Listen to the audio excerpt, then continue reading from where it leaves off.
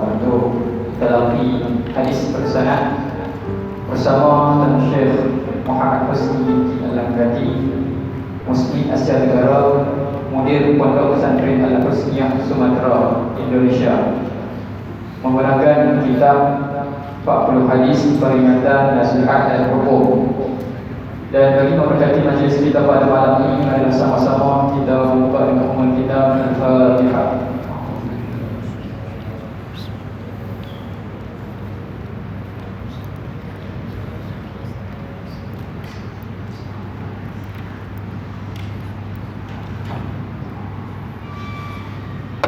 Ini sebelum kita mulakan majlis, saya jemput juga untuk hadirin untuk sama-sama merapat dengan temu kita. Sebab temu rumah jauh, jadi kita rumah dekat dengan temu kita. Dan insyaAllah siapa-siapa yang nak menyumbangkan warijin untuk Pondok Pesantren Al-Husniyah yang mana Tuan Syekh sendiri jadi sebagai mudir, bolehlah masukkan sumbangan tuan-tuan dan juga perempuan ke dalam tabung yang kita telah sediakan. Kalau untuk perempuan kita memang senang dan bersihkan waktu tabung biji tu, dan juga untuk bahagian muslimin di pintu sebelah keluar ni di atas bersihkan waktu. Jadi bolehlah masukkan sumbangan tuan-tuan dan juga perempuan ke dalam tabung yang disediakan.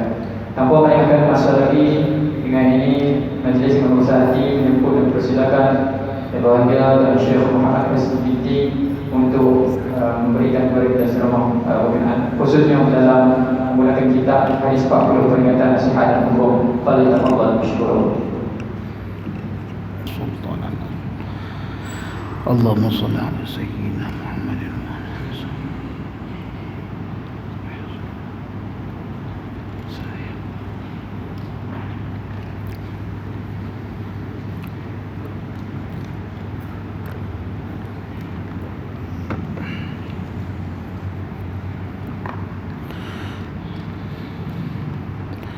Assalamualaikum warahmatullahi wabarakatuh. Waalaikumsalam warahmatullahi wabarakatuh. Innal hamdalillah nahmaduhu wa nasta'inuhu wa nastaghfiruh wa na'udzu billahi min shururi anfusina wa min sayyiati a'malina. من يهده الله فلا مضل له ومن يضلله فلا هادي له. أشهد أن لا إله إلا الله وحده لا شريك له وأشهد أن سيدنا وحبيبنا ومصطفانا محمد رسول الله الذي بلغ الرسالة وأدى الأمانة ونصح الأمة وجهد في الله حق جهاده حتى أتاه اليقين.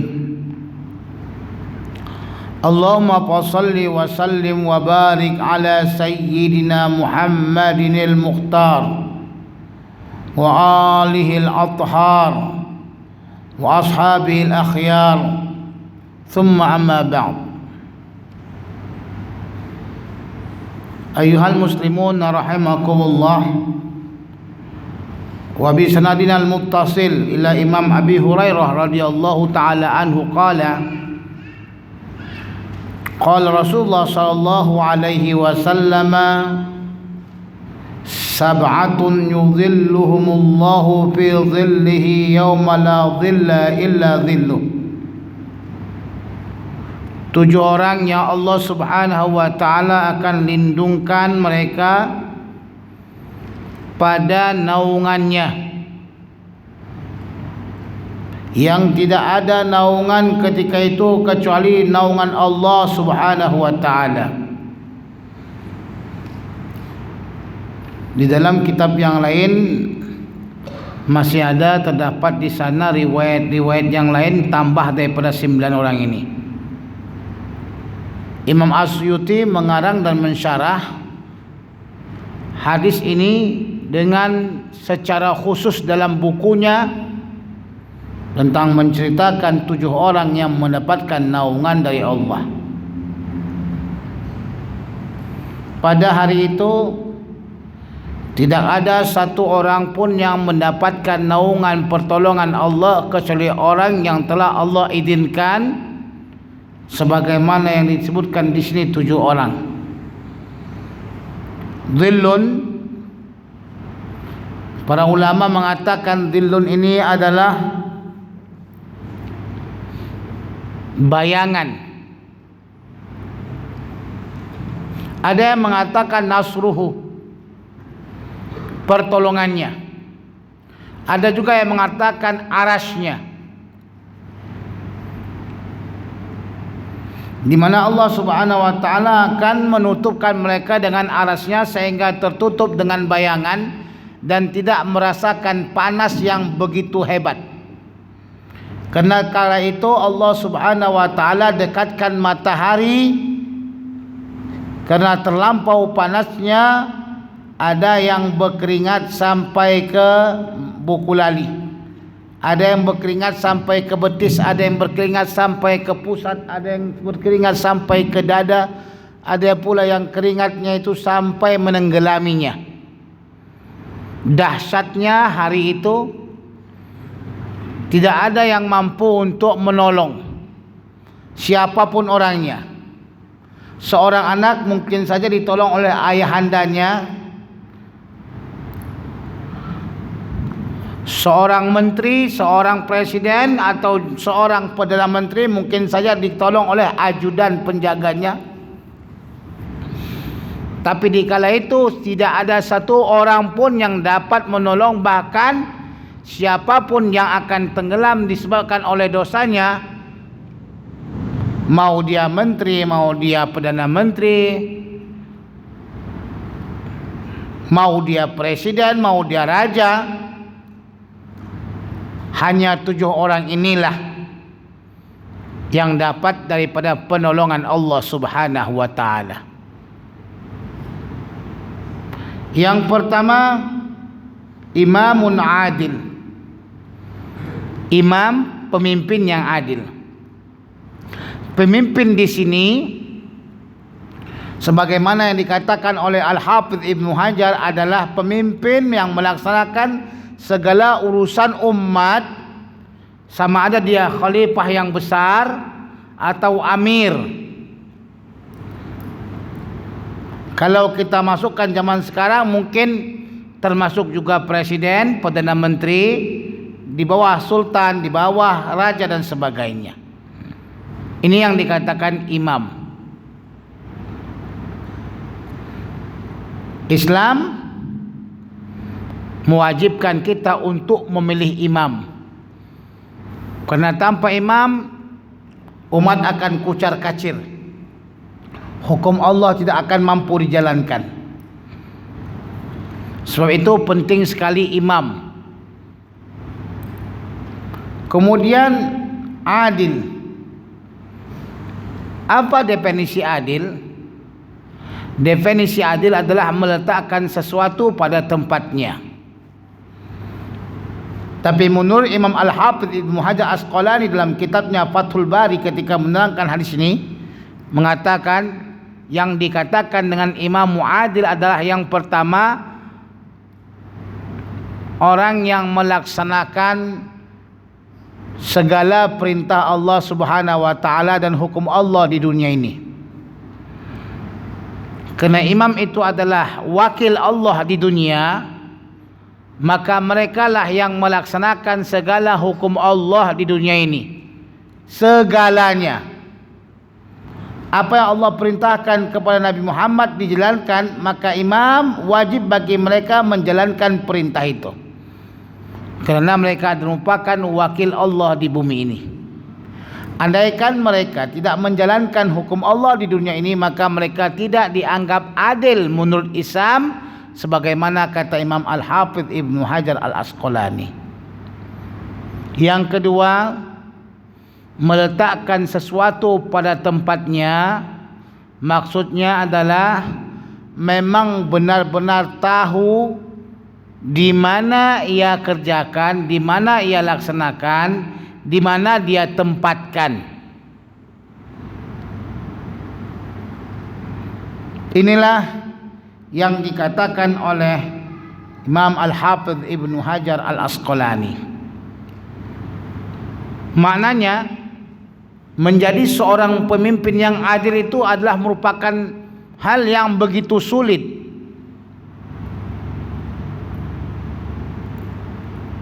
Sebab itu di kalangan daripada ulama-ulama mengatakan hanya sedikit pemimpin yang adil bila dikira dari mulai Khalifah Abu Bakar, Umar, Uthman, Ali dan seterusnya.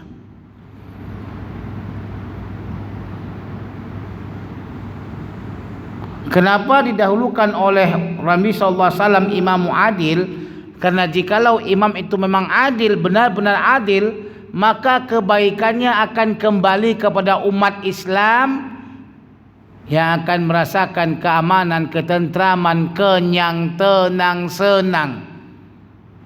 Karena hidup ini menginginkan tenang. Tenang itu tidak akan dapat kecuali dalam keadaan kenyang.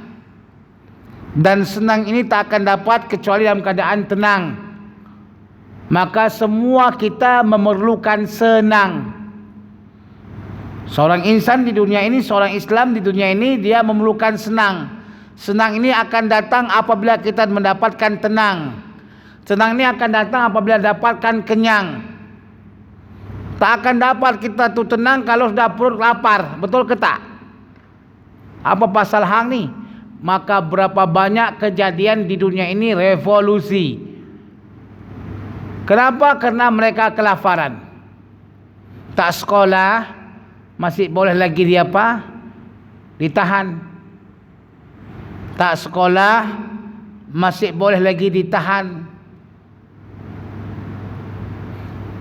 Tak berpiknik, masih boleh lagi tahan. Tak berumah, masih boleh ditahan. Tapi tak makan, tak boleh ditahan.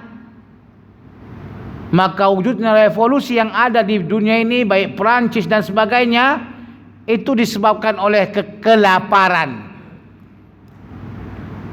Maka seorang pemerintah mesti benar-benar membuat rakyatnya kenyang.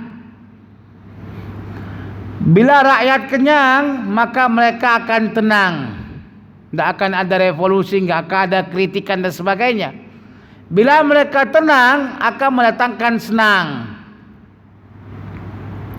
Inilah filsafinya.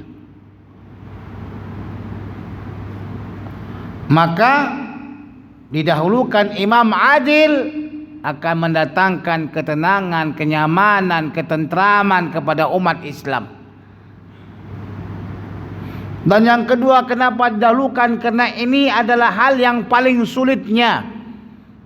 Hal yang paling sulit dilaksanakan adalah bagaimana seorang pemimpin menjadi orang yang benar-benar adil.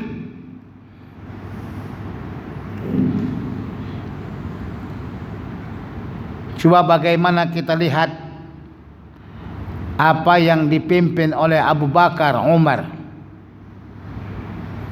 Umar setiap malam ronda, tidak ada dikasih tahu orang lain. Setiap malam dia melihat rakyatnya ada yang lapar atau tidak, ada yang kesusahan atau tidak. Umar bin Abdul Aziz memegang kekuasaan hanya sampai 3 tahun saja. Tetapi umat dalam keadaan tentram, nyaman, kenyang, senang dan tenang. Bagaimana mampu mereka memimpin hanya beberapa tahun saja tapi mendatangkan kejayaan? Karena mereka mengeluarkan amanah, mengeluarkan keilmuan mereka, kepandaian mereka, kejujuran mereka. Sebagaimana Nabi SAW diutus dengan 4 sifat, maka sebaiknya seorang pemimpin memiliki 4 sifat itu. Amanah, Kalau sudah katanya pemimpin tidak memiliki amanah, maka negeri itu akan hancur. Yang kedua, patonah, bijak dalam memutuskan sesuatu. Kerana memimpin ini memerlukan kebijakan, baik ekonomi, pertahanan, politik dan sebagainya. Maka jika dia tidak memiliki kepintaran dalam hal-hal yang diperlukan ini, maka akan mendatangkan kehancuran dan kemunduran. Amanah, patonah, sidik, benar. Di depan masyarakat berlaku benar, berlaku jujur. Tidak menggunakan uang pemerintahan dengan seenaknya. Tidak menipu rakyat. Jikalau mereka menipu rakyat, maka negara itu akan hancur dan mundur. Tabligh, maksud tabligh di sini adalah menyampaikan segala apa saja yang dilakukan, baik keuangan, pembangunan sebagainya. Maka empat ini jikalau ada pada seorang pemimpin akan mendatangkan negara yang benar-benar maju, negara yang benar-benar memberikan keamanan terhadap rakyatnya. Karena tujuan bernegara adalah menciptakan kesejahteraan, keamanan dan kenikmatan kepada rakyat, tidak lain dan tidak bukan. Itulah tujuan bernegara. Bukan tujuannya untuk dipuji negara lain, bukan tujuannya untuk memperhebat ketenteraan. Walaupun kita buat senjata hebat-hebat, tentera hebat, tapi rakyat tak makan, apa jadi? Bagi kita tengok Korea Selatan, tenteranya hebat, senjatanya hebat, tapi berapa banyak rakyatnya yang menderita. Jadi tujuan bernegara, tujuan daripada negara itu adalah mendatangkan kesejahteraan, keamanan dan kenikmatan kepada rakyat semuanya. Yang kedua, wasyabun nas'a fi ibadatillah, pemuda yang tumbuh berkembang beribadat kepada Allah. Dari kecilnya diajarkan untuk mengesahkan Allah. Dari kecilnya diajarkan bagaimana cara solat, bagaimana cara beribadah. Ini seperti anak-anak kita sekarang ini. Dari kecilnya diajarkan untuk bagaimana menghafal Al-Quranul Karim. Maka yang berkewajiban untuk mengarahkan anak-anak ini kepada Allah adalah orang tuanya. Jikalau kita tidak mengarahkan anak-anak kita kepada Allah dan tidak mengajarkan mereka fardu kifayah, maka orang tuanya itu adalah orang tua yang berdosa. Terkadang-kadang kita takut anak kita tidak makan, tuan-tuan. Maka sebab itu kita tidak memasukkan mereka kepada sekolah agama, tidak memasukkan mereka ke sekolah tahfidz. Maka akhlak mereka jauh daripada akhlaknya para ulama, dan mereka jadi pencinta dunia. Pikiran mereka pikiran liberal. Bahkan mereka menjadi orang-orang yang mendukung LGBT. Kenapa? Karena mereka jauh terhadap agama, tidak diajarkan agama, tidak diarahkan untuk mengetahui agama. Dan Allah Subhanahu wa taala mengajarkan kepada kita agar anak-anak kita dididik dari kecilnya sampai besarnya terhadap agama. Sedangkan kadang-kadang tuan-tuan, anak-anak ini dididik dengan agama saja rusak, apalagi kalau tidak dididik. Banyaknya sekarang kita lihat kenakalan-kenakalan remaja tumbuh berkembang disebabkan mereka sangat haus daripada pendidikan agama. Nah, bagaimana caranya mereka menjadi orang yang benar-benar paham agama dan hidup membesar dengan agama Allah Subhanahu wa taala? Maka kita letakkan mereka itu di tempat-tempat yang benar-benar mengajar agama, di tahfiz, di pondok dan sebagainya. Inilah yang paling pentingnya tuan. Tuan tinggalkan pun kereta BMW, Ferrari, Lamborghini dan sebagainya, itu tidak mendatangkan kebahagiaan di dunia dan di akhirat terhadap anak tersebut. Sebab itu Nabi Yaqub alaihissalam pernah bertanya sebelum wafatnya kepada anak-anaknya, "Ma ta'buduna min ba'di?" Apakah yang kamu sembah setelah aku mati? Pernahkah kita tuan bertanya kepada anak kita apa yang mereka sembah setelah kematian kita? Apakah mereka masih berpegang teguh dengan agama Allah, ajaran Allah? Apakah mereka masih menyembah Allah, menghadap ke Kaabah, atau bahkan mereka meninggalkan segalanya? Kerana ini adalah tanggungjawab kita tuan-tuan. Cuba kita lihat kadang-kadang malam pergi ke KL, ke Johor, ke Selangor, ke manakah, kita akan melihat kelompok anak muda yang kerjanya merempit. Kerjanya apa? Merempit. Jam 2 malam mereka keluar semua tanpa ada yang ketinggalan.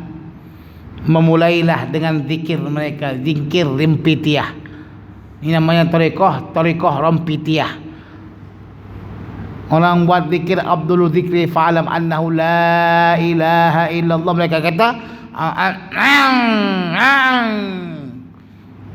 saya selalu lihat baru mereka bawa laju selaju-lajunya. Orang yang laju bawa kereta ni, bawa motor ni, mereka laju ke Allah. Kadang kita tengok tiba-tiba insiden, mati di jalan yang lurus. Siapa yang salah? Orang tua. Karena anak ini tidak dibekalkan dengan agama. Andaikan kita bekal dengan agama dari kecilnya, kita pelajarkan sama mereka cara baca Quran, cara wudu, cara solat dan cara-cara ibadah lainnya, maka insya-Allah mereka akan menjadi hamba Allah yang dekat kepada Allah Subhanahu wa taala. Sebab itu untuk menjadikan seorang pemuda yang benar-benar ibadah kepada Allah, perlu ekstra perhatian terhadap anak kita. Mau ke mana mereka perginya? Mau ke mana mereka arahkan pandangan mereka? Kitalah yang akan ditanya oleh Allah Subhanahu wa taala. Wa rajulun qalbuhu mu'allaqun bil masajid idza kharaja minhu hatta ya'uda ilaih. Seorang laki-laki yang hatinya terpaut terhadap masjid apabila keluar daripadanya sehingga kembali ke masjid. Ini maksudnya bukan hanya laki-laki tapi juga umum, perempuan juga demikian. Laki-laki yang menjadikan tempatnya hanya masjid, maka dia orang yang menunggu solat. Setelah solat pulang dan kemudian datang kembali ke masjid ketika solat belum lagi diazankan, menunggu solat. Ini merupakan sesuatu yang begitu besar bagi kita tuan-tuan. Sebagaimana lambang Nabi SAW ketika sampai ke Madinatul Munawwarah, hal yang pertama kali dijadikan hal yang pertama kali jadikan adalah masjid, bukan rumah, bukan villa, bukan istana. Masjid. Demikian juga lambang yang ada pada surah Al-Isra yang baru saja kita tinggalkan, cerita tentang Isra dan Mi'raj Nabi. Nabi mengatakan ya tentang kepentingan daripada Isra Mi'raj ini. Allah Subhanahu wa taala berfirman, Subhanalladzi asra bi'abdihi lailan minal masjidil haram ilal masjidil aqsa. Perjalanan malam dari Masjid Makkah Al-Mukarramah ke Masjid Aqsa. Maksudnya apa tuan-tuan? Maksudnya jadikanlah dirimu senantiasa berada di masjid, dan jadikanlah masjid itu bentengmu, tempatmu beribadah, tempatmu bermain. Maka jelas saya katakan tuan-tuan, kita sebagai ustaz, sebagai ulama, sebagai syekh, dakwahnya kita ini telah kalah. Dakwahnya kita ini telah kalah. Kenapa kalah? Karena orang yang berangkat ke stadium lapangan bola, itu lebih banyak dan lebih ramai dibandingkan masjid.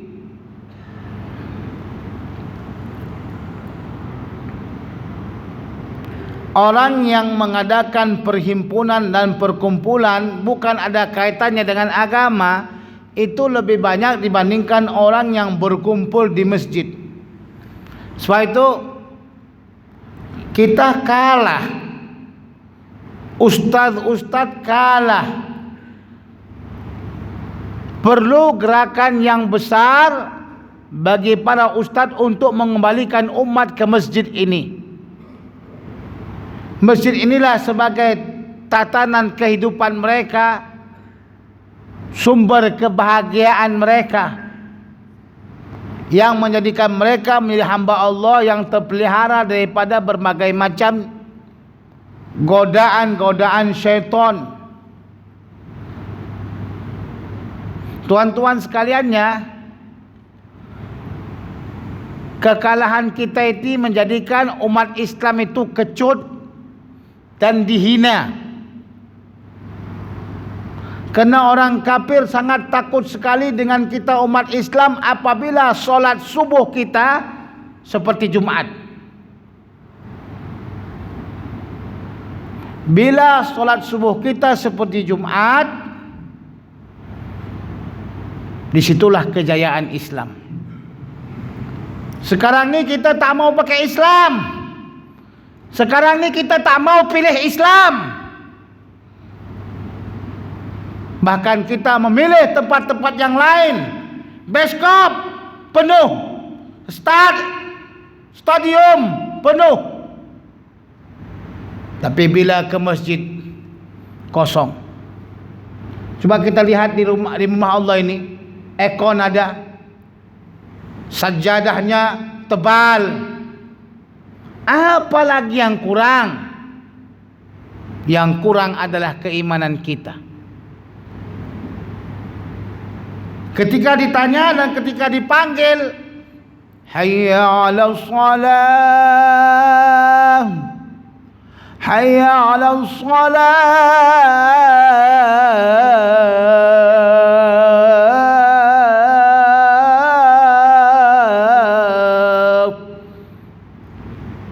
kita mau panggilan Allah atau panggilan dunia?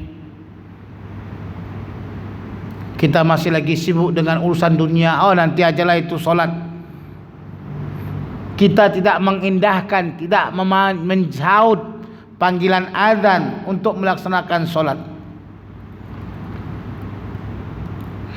Inilah umat kita sekarang, tuan-tuan.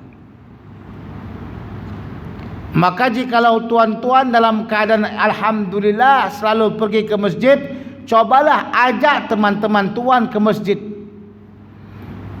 meramaikan masjid kita, membesarkan nama Allah Subhanahu wa taala. Tuan-tuan sekaliannya, sebagaimana saya katakan tadi, inilah tempat pertama kali kejayaan kita, masjid ini. Ingin jaya, maka kembali ke masjid. Ingin senang, ingin tenang, kembali ke masjid.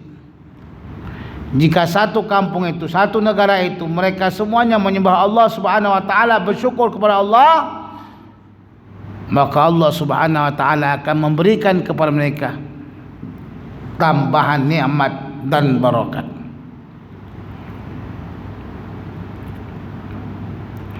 Wa rajulani tahabba billahi fastama alai dzalika wa yatafarraqa alaihi. Dua orang laki-laki yang saling sayang menyayangi karena Allah bertemu yang demikian itu dan berpisah mereka atas yang demikian itu. Dua makhluk Allah, kekasih Allah daripada manusia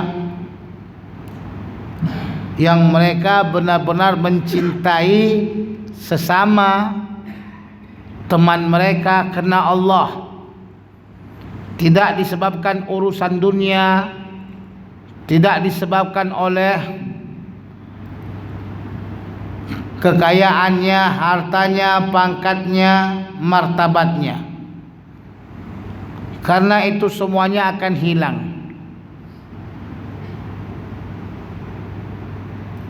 Pak, sekarang kita lihat satu malam saja Allah Subhanahu wa taala hilangkan pangkatnya menjadi Perdana Menteri, menjadi menteri besar, menjadi menteri. Satu malam saja. Maknanya segala itu semuanya tidak ada ketetapannya. Jadi kita berkasih sayang bukan disebabkan oleh pangkat, jabatan, kedudukan, kekayaan. Tapi kita berteman kerana Allah Subhanahu wa taala. Kerana Allah yang memerintah. Kerana Rasulullah yang menyuruh, wa kunu ibadallahi ikhwana. Jadilah kamu menjadi hamba Allah di antara kamu yang saling berteman, saling kasih sayang, saling menghormati, tidak saling mencerca dan mencaci. Ini perintah Nabi, perintah Allah Subhanahu wa taala, kita ikuti. Sebab itu bagi orang yang telah diperintahkan untuk selalu berteman kerana Allah, al-mutahabbuna billahi lahum wanabir. Ngasih kerana Allah, maka mereka punya mimbar khusus. Betapa Allah Subhanahu wa taala memberikan kemuliaan kepada mereka kerana mereka ini adalah orang yang memuliakan seseorang kerana Allah Subhanahu wa taala atas dasar suruhan Allah Subhanahu wa taala. Maka mereka, wa rajulun dzakarallaha khaliyan fapadul ainahu, dan seorang laki-laki yang berzikir kepada Allah dalam keadaan sendirian dan mengalir air matanya. Seorang laki-laki yang berzikir dengan zikir-zikir yang warid datang daripada Rasulullah sallallahu alaihi wasallam. Dia berzikir disebabkan oleh ketakutannya terhadap Allah dengan berbagai macam azab Allah, mengingat berbagai macam dosa-dosa yang telah dilakukan,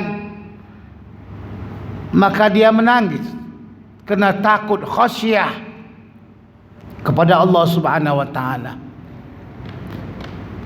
Tangisan ini tidak akan keluar kecuali bagi orang yang memiliki hati yang lembut. Orang yang memiliki hati yang lembut, bagaimana caranya orang itu lembut hatinya? Maka dia memperbanyak zikir dan istighfar. Ketika istighfar selalu dilantunkan, maka hati ini akan lembut sehingga kita kalau berzikir akan menangis.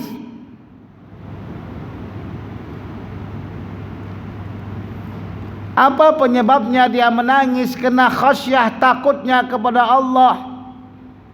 terhadap apa-apa saja yang telah dilakukan dan telah dilaksanakan daripada perbuatan dosa, mungkin saja Allah akan menurunkan azabnya ketika itu. Maka orang-orang yang beriman yang memiliki dosa, mereka rasakan dosa itu di atas kepala mereka yang mau menghempap kepala mereka. Sementara orang-orang fasik yang selalu berbuat dosa, mereka anggap dosa mereka itu seperti lalat, sehingga apabila datang lalat itu hanya mereka tepis dengan tangan mereka. Maka orang yang benar-benar takut dengan Allah sehingga mereka menangis adalah orang yang Allah cintai. Yang kedua, berzikir kepada Allah dan menangis disebabkan terlampau rindu kepada Allah, terlampau ingin bertemu dengan Allah, syauq, kerinduan yang membara. Kalau tadi datang dengan berbagai macam takut terhadap azab, maka ini adalah derajat yang lebih tinggi, datang kepada Allah dengan keindahan, kecintaan, dan datang kepada Allah dengan syauq, rindu. Dan ini yang digambarkan oleh Rabi'atul Adawiyah, yang menyembah Allah bukan kerana ketakutan, tapi dia datang kepada Allah kerana cinta. Cinta yang mendatangkan kesedihan, cinta yang mendatangkan tangisan terhadap Allah Subhanahu wa taala. Maka setiap orang yang bercinta kepada Allah, pasti Allah cintai. Siapa yang mengetuk pintu Allah Subhanahu wa taala, maka mereka akan masuk ke pintu Allah Subhanahu wa taala.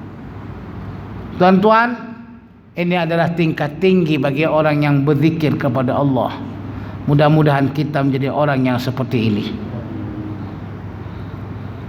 Wa rajulun da'athum ra'atun dhatu mansibin wa jamalin faqala inni akhafu Allah rabbal alamin. Seorang laki-laki yang diajak oleh perempuan yang memiliki kedudukan dan kecantikan, maka dia mengatakan, saya takut Allah. Maknanya dia itu adalah orang yang memang berhasil daripada cobaan Allah. Bayangkan perempuan cantik, sudah cantik kaya lagi. Saya kalau melihat yang kita hadir ni, enggak yakin saya mampu bertahan. Belum yakin saya. Perempuan cantik ngajak kita, jom katanya, bang, 50 ringgit, 50.000 ringgit saya kasih. Jom, 50.000 ringgit. Kira-kira tuan-tuan kata, anak akhafullah ke apa tuan? Tunggulah sebentar, istikharah katanya. Ada istikharah. 50.000 ringgit, dia kata. 50.000 ringgit, Masya Allah banyak tu, tahu. Ini kalau 50.000 ringgit tak ada masalah, pakai GST pun tak ada masalah. 50.000, 10.000 buat umrah, 40.000 masih ada lagi tinggal. Dah taubat di sana menangis, tak ada masalah lah. Dah ketika diajak, jom 50.000 ringgit. Tak apalah. Karena 10.000 itu sudah pergi umrah untuk nangis-nangis taubat. Saya pernah jumpa sama orang Saudi di Mekah. Dia minum khamar, minum air keras, minuman keras. Saya kata, kenapa kamu minum minuman keras? Ini kan dosa. Dia kata, kami sini ada Kaabah, dah minum gini pergi ke sana taubat. Kau kata senanglah, tiba baru minum, malaikat Israel kata hentapkan nyawa kau tu. Kurang ajar, hap, mati. Kita pun gitu, 50.000 ringgit. Boleh 50.000 ringgit, ada lagi lebih 40 pergi umrah. Belum sempat pergi umrah mati. Tapi kita ni tuan-tuan, dah katanya cantik dan kedudukan, sulit. Itu aja dulu, jangan kasih dulu 50.000. Perempuan cantik, hidung mancung, kulit putih, alisnya seperti semut berbaris, wanginya Masya Allah tabarakallah, ngajak zina, itu pasti kita masih mikir lagi. Betul enggak? Enggak langsung kita kata ana akhafullah rabbal alamin, saya takut Allah. Enggak. Karena cantik dia, apalagi dia itu punya kedudukan dan sebagainya. Tapi kalau yang mengajaknya kulitnya hitam legam, hidungnya masuk ke dalam, giginya ke depan, dia diajaknya kita, bang, mau tak abang ikut sama saya berzina? Tak perlu bayar bang. Mau tak bang berzina sama saya? Mau tak? Oh, yang macam ni kita jawab cepat tu, ana akhafullah rabbal alamin. Apa pasal cepat kita jawab? Kerana ni perempuan hitam legam, giginya pun bau 9. Cepat kita jawab.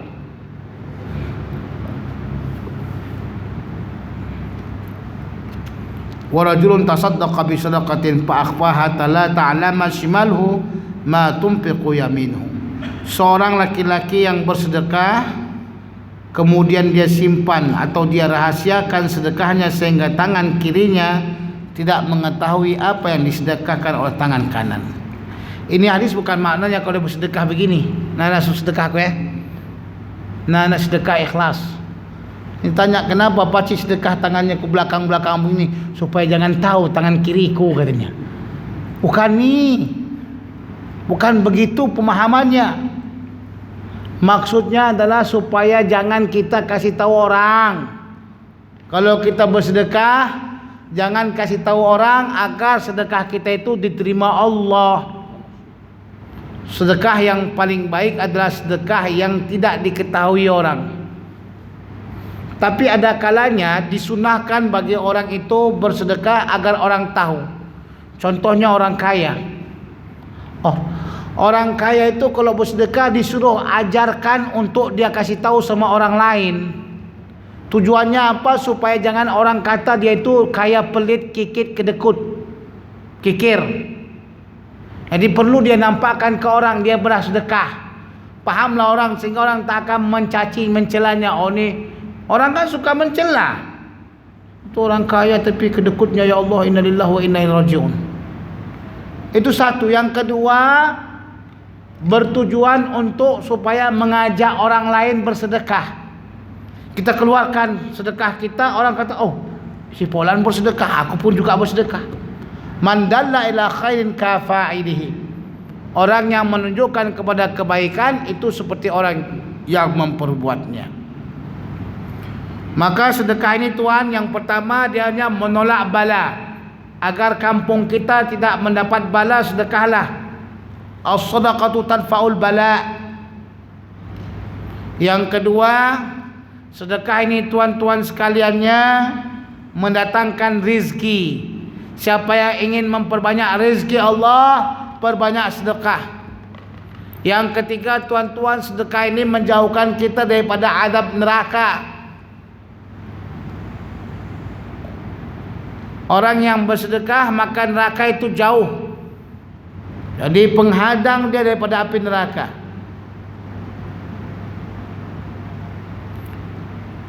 Kemudian terkadang-kadang sedekah ini tuan-tuan obat untuk penyakit. Maka apabila ada penyakit kita tuan, sedekahlah dengan niat Allah berikan kesembuhan kepada kita, insyaallah ta'ala biiznillah. Hadis yang ke-29, hadis Tasi' wa Ishruna, qala Rasulullah sallallahu alaihi wasallam, salullaha bi butuni akuffikum wa la tas'aluhu bi zuhuriha fa idza farautum famsau biha wujuhakum. Mintalah kepada Allah Subhanahu wa taala dengan perut tapak telangan kamu, dan janganlah kamu meminta dengan belakangnya.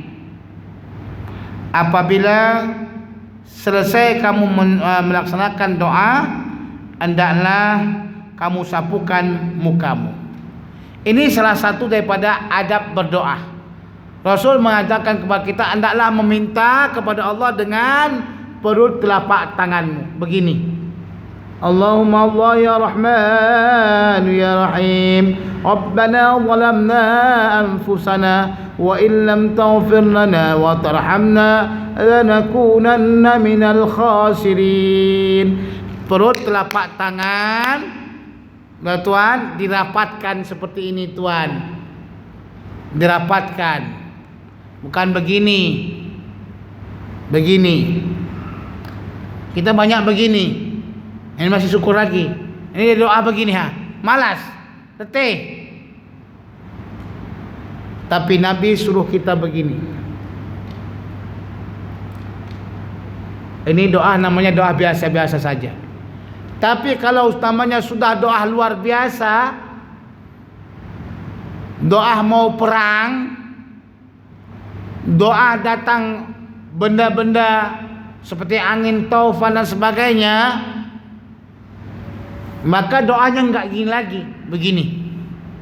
Ya Allah, ya Allah, Allahumma ansur junudal muslimin, Allahumma ansur junudal muslimin, Allahumma ansur junudal muslimin. Karena Nabi ketika dia berdoa untuk perang itu diangkat tangannya seperti ini.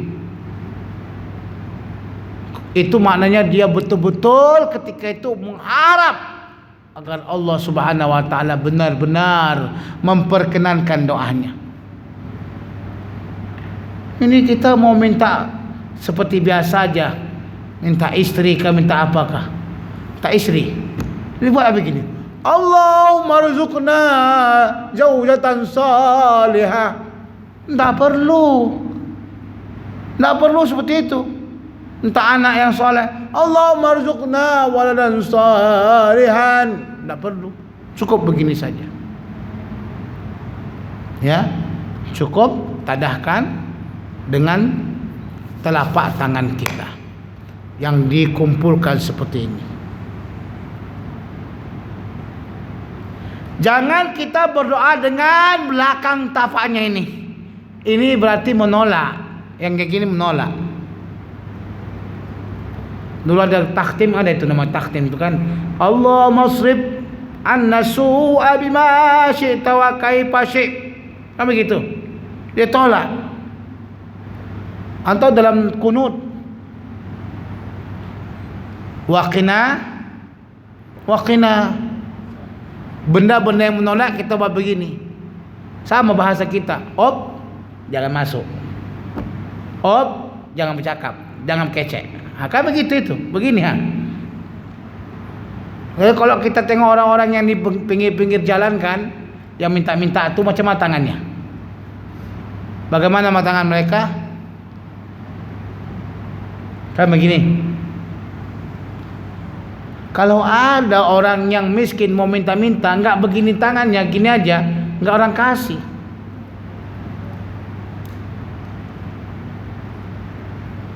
Makanya kelakuan ahwal kita ngangkat tangan ini menunjukkan kita memang memerlukan Allah. Kemudian setelah itu disapu. Sapunya itu begini ya. Setelah kita nanti saya akan sebutkan sunnah-sunnah atau adab-adab dari mulai awal sampai akhir. Sapu baru sapu. Ini sunnah. Mari kita sebut, semua kita inginkan doa mau dimakbulkan enggak? Mau dimakbulkan tidak? Kalau kita ingin doa kita makbul, maka kita melaksanakan segala adab-adabnya. Yang pertama doanya tuan-tuan, angkat tangan, kemudian daripada angkat tangan, berdoa seperti ini dengan perut telapak tangan. Kemudian tuan-tuan, ucaplah alhamdulillah. Alhamdulillahi Rabbil Alamin. Kemudian setelah itu ditulis. Nanti lupa nanti. Kamu bukan komputer. Kamu itu punya otak bukan Imam Syafi'i ya. Apalagi tadi? Yang pertama apa? Angkat tangan. Kedua, mintalah dengan perut telapak tanganmu. Ketiga, mulaikan dengan al-fa'af, alhamdulillah.